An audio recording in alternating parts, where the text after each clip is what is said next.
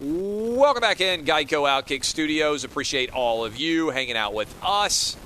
We have had a lot of reactions going on all throughout this program. Appreciate Joel Klatt joining me in hour two. Encourage you to go download the podcast. Make sure you don't miss anything at all if you're just waking up early with us right now. We've been talking a lot about late night game last night between the Cowboys and the Rams, SoFi Stadium, how incredible it looked. The fact that if you are a Rams or a Chargers fan, you might well owe your victory to the fact that both teams had defensive backs who flopped a little bit and were able to draw offensive pass interference penalties.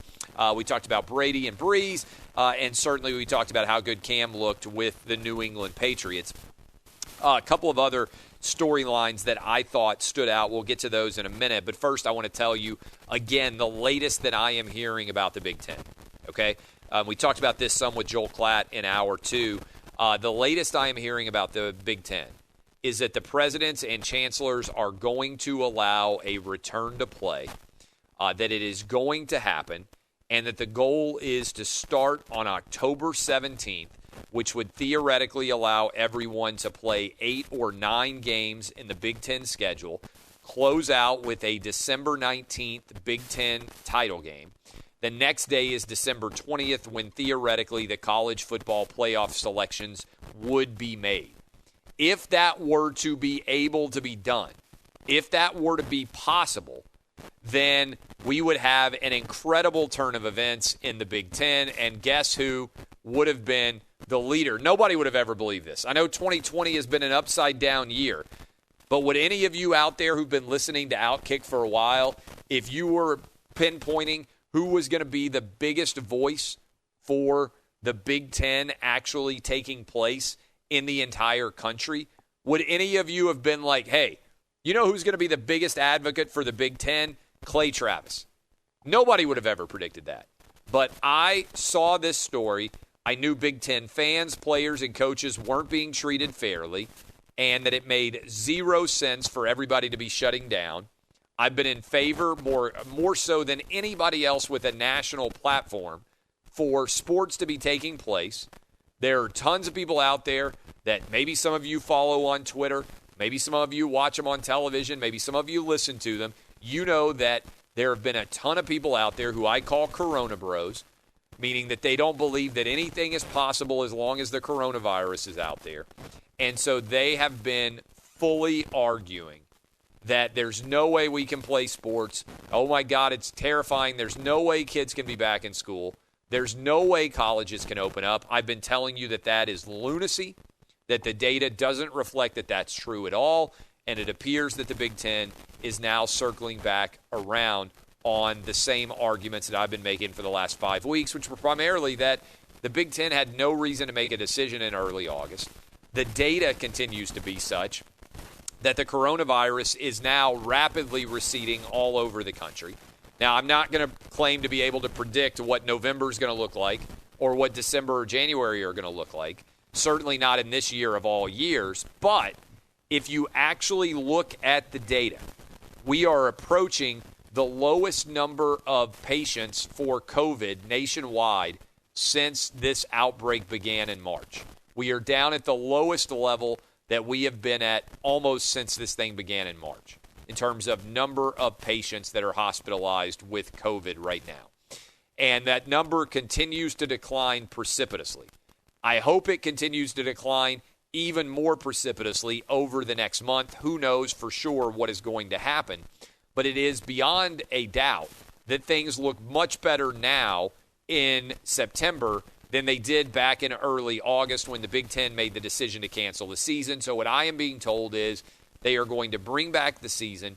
They want to start by October 17th, play 8 or 9 conference games, close on December 19th with a Big Ten title game, and that they have the votes to make that happen, and potentially it could be either unanimous or close to unanimous to bring back Big Ten sports in the fall. By the way, not just football. All Big Ten sports would theoretically be able to, if they can figure out the schedule, be able to play again. I think you have to give a lot of credit to the players, to the coaches, to the parents, to the fans, to everybody out there in the Big Ten who refuse to accept the answer that we can't play. Okay? Some of you out there waking up early because we have a big audience on the West Coast, you're going to be saying, what about the Pac-12? I don't know exactly what the Pac-12 has got going on, but I don't see any way, based on the conversations that I have heard, I don't see any way that the Pac-12 is going to be able to get into the playoff mix. So if they decide to come back and play, they may be playing without any chance at the playoff whatsoever. Now, some of you are kind of laughing right now, and you're like, yeah, so what changed at all? Most of the time, the Pac-12 hasn't been in the playoff anyway. So that is the latest so far as I am being told, based on a lot of different private conversations that I have had with people who would know about the absolute latest in the Big Ten. Stay tuned to Outkick.com, our website. We've been updating you better than any media source has out there about the absolute latest with the Big Ten, and I don't see any reason why that is going to change going forward. So, if you heard Joel Klatt, he said in hour 2 of our program, the Big Ten is playing, it's happening. Joel Klatt, pretty well informed as well. He calls all of the biggest Big Ten games of the week, and so that was Joel Klatt in hour 2. The Big Ten is playing, it's happening. That was Joel breaking down everything going on there. All right, back to the NFL. Couple of additional stories I want to hit on. I want to talk a little bit. I know we got a big audience in Indianapolis. And I think of all the teams that played on Sunday, the most disappointing performance to me had to be the Colts. Now, why would you say, some of you are out there like, okay, why would you say the most disappointing performance was the Colts, Clay? Because of the expectation. Expectation coming in with Phillip Rivers being signed and being the quarterback who was going to be a difference maker was that the Colts were, and this is not just my opinion, this is the odds maker opinion, the Colts were favored to win the AFC South. And Phillip Rivers came in and he did basically what he did with the Chargers last year. He threw the ball a lot. He posted a decent number of yards, and he also didn't protect the ball, and he threw a couple of bad interceptions. And you got an injury, unfortunately, to your running back in Marlon Mack. You've got otherwise a lot of performances from guys who posted a decent number of yards but weren't able to find a way to get the victory. And what would be frustrating to me is if you just look at the data on this game, there's no way that the Colts should have lost. They put up over 200 more yards than the Jacksonville Jaguars. They averaged substantially more yards per play. All right? They had 10 more first downs, but they still found a way to win because they turned the ball over twice and because they just went 2 for 5 on their red zone opportunities. Now, Gardner Minshew wasn't revolutionary. He wasn't, like, out of this world. I know there's a lot of Minshew mania last year, but he was pretty good. You know, like, in the grand scheme of things, relative to what we expected to see, Gardner Minshew only threw the ball 20 times, but he had 19 completions, 3 touchdowns. He was insanely efficient. Even without Leonard Fournette, the Jags found a way to have a little bit of a rush attack. And this was a team that won a game that a lot of you thought they had no business winning. They were an 8-point underdog. This was now the game where the Colts were supposed to demonstrate, hey, we finally got a playmaker in Phillip Rivers who can lead us to the promised land. And now you've got a really tough matchup if you're a Colts fan. The Vikings didn't look very good at all in Week 1.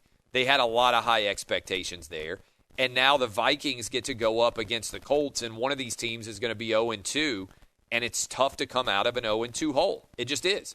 The difference between being 2-0 and 0-2 in the NFL is far more substantial than you would anticipate in terms of your likelihood to make the playoffs. So what exactly is going on there? Now, that's on the field. Off the field, Frank Reich became the only NFL coach. I believe I'm correct in this. Dub, you can correct me if I'm wrong. I think he was the only head coach to decide to take a knee. Now, we got a lot of listeners in Indianapolis. We're pretty popular all over the state of Indiana. That is not something that is going to endear Frank Reich to the entirety of the Colts fan base. Some people are going to say, hey, good for you, coach. I'm glad that you decided to take a knee. A lot more people, though, I think, in particular in the state of Indiana, are going to say, wow, Coach, you decided to become the first NFL head coach to take a knee for the national anthem, and then your team went out and got whipped by arguably the worst team in the NFL, a team that a lot of people believed were trying to tank on the season so they could go draft Trevor Lawrence, and certainly all the trades that they have made, whether it's Jalen Ramsey, whether it's cutting Leonard Fournette, whether it's their pass rusher that they let go to Minnesota. This is a team that felt like it was letting things go. They also obviously let go with Nick Foles. They didn't feel like a team that was built to try to win a lot of games this year. And you lost a division game in week 1. That's something that's going to sting and that's going to linger for the Colts. And now they really are going up against the Vikings in what feels like a must-win game for both of those teams. The other things that stood out, a couple of other things that stood out in the NFL, how about the DeAndre Swift drop touchdown pass? The Lions collapse. I told you this stat in hour 1. I'm sorry to have to belabor it, Lion fans, but the Lions are just the 4th team since 2006 to blow a 17-plus point lead entering the fourth quarter. Teams had been 779-3. That's a 99.6 win percentage in that time span. And then, boom, you end up with a loss like this. That is pretty difficult to leave yourself with. And so as you kind of make your way through this and contemplate all of these different decisions, that is a pretty difficult one to handle. And it just goes to show that certain teams seem to have that culture of losing, like the Bears did, like the Bengals did, like the Lions did, like the Bengals did, where even when you're in a position to win, you just can't find a way to get it done. And frankly, that's what's kind of become the case for the Cowboys. Cowboys 1-7 in one-score games, just like we saw happen to them again last night. They had an opportunity, and they allowed themselves to snag defeat from the jaws of victory.